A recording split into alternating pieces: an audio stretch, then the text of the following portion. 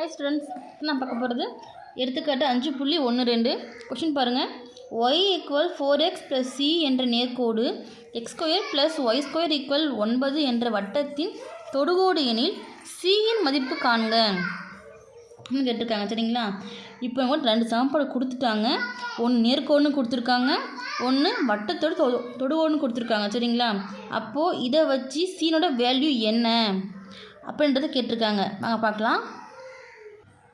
பாருங்கள், இப்போ கொஷின் என்ன கொடுத்துருக்காங்க, நேர்கோடு கொடுத்துருக்காங்களா, தொடுகோடு. ரெண்டு சமன்பாடு எடுத்து எழுதிட்டோம். ஃபஸ்ட்டு நேர்கோடு இருக்குது பார்த்தீங்களா, இதுக்கான ஃபார்ம் என்னன்றது நமக்கு தெரியும். y = mx + c. அதே போல் இந்த தொடுகோடு இருக்குது பார்த்தீங்களா, இப்போ இங்கே ஸ்கொயரில் இருக்கா, இங்கே ஏவையும் இந்த 9ன்றது நம்ம ஏன்னு எடுத்துப்போமா, பட் a² போது இங்கே 3 ஸ்கொயர்னு வருமா, மாற்றிக்கலாம். x² + y² = 3 ஸ்கொயர்னா 3 × 3 9. இப்போ பாருங்கள், இதை வச்சு பாருங்கள் c மதிப்பு. c கண்டுபிடிக்கிற ஃபார்முலான்றது நமக்கு தெரியும். c² = a² × 1 + m². பிளாக்கில் கொடுத்துக்கோங்க.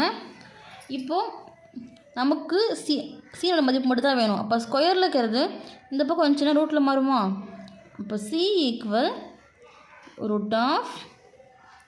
× 1 + m². ப்ளஸ் ஆர் மைனஸ் போட்டுக்கோங்க. c = ± என்னோட வேல்யூ என்ன, 3. அதே போல் எம்மோட வேல்யூ என்ன, 4. இப்போ இதை எடுத்துங்க அப்ளை பண்ணும்போது எவ்வளோ 3 ஸ்கொயர் × 1 + எம்மோட வேல்யூ 4, m²ன்றதுனால 4 ஸ்கொயர் போட்டுக்கலாம்.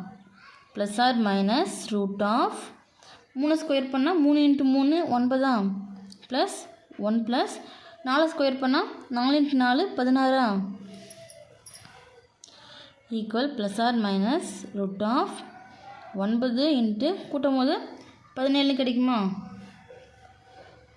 ஈக்குவல் 9ஐயும் 17ஐயும் பெருக்கும்போது, இப்போ பெருக்கும்போது 153 வருமா. இப்போ ரூட்டில் இருக்க 153ன்றது இப்போ ப்ளஸ் ஆர் மைனஸ் அப்படியே இருக்கட்டும். இப்போ 153 ஃபஸ்ட்டு தான் 3 வகுக்கலாமா. 3 போது 5 15, 1 3, மறுபடியும் 3 போடலாம். 1 3 மீதி 2, 7 21, 17 போடும்போது 17 17. அப்போ √3 × 3 × 17 அப்படின்னு வருமா. அப்போ இதில் 2 3 இருக்கிறதுனால ஒரு 3 மட்டும் வெளியே எடுக்க முடியுமா. இப்போது ப்ளஸ் ஆர் மைனஸ் 3 × √17 இதுதான் சீனோட வேல்யூ. சரிங்களா?